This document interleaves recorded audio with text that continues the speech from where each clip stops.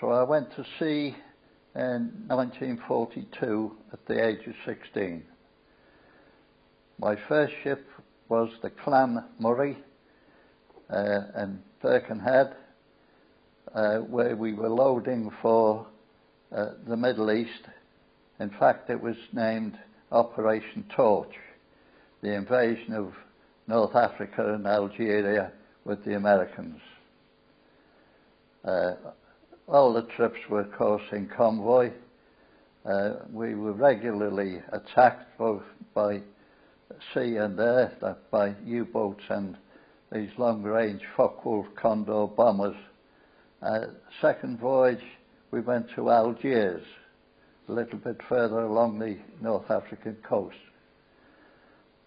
Here we had a bit of a narrow escape. There is an inner and outer harbour at Algiers, and as we were crossing the outer harbour, there was a screaming noise of a diving aircraft, which went on and seemed endless. And the skipper and the French pilot on the wing of the bridge were looking up until I could stand it no longer, and I had to poke my head around the wheelhouse door just inside in time to see an aeroplane absolutely vertical before he smashed into the sea and disappeared in a shower of 1,000,000 fragments. And he missed our stern by, I would say, no more than 30 feet. I do believe I was very fortunate in all my travels, because I travelled extensively during the war. But I think my old Cornish grandfather was looking down on me, and blessing me, I'm sure. Anyway, instead of returning to the UK from the third voyage, we were directed to West Africa, and ended up going along the small ports in West Africa, some with very strange names, Takoradi, Sekondi, Accra.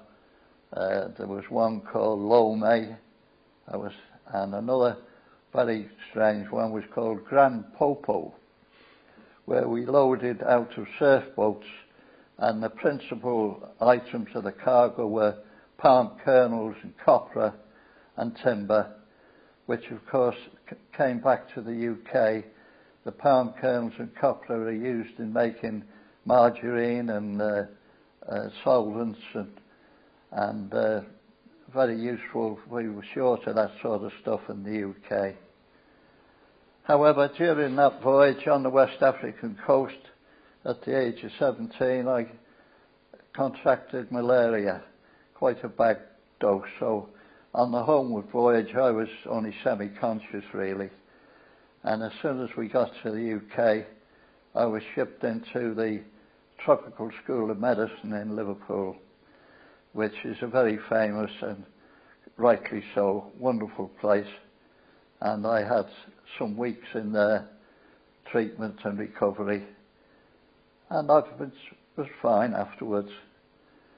Joined another ship in Manchester called the Clan Captain, and we were loading for the Far East.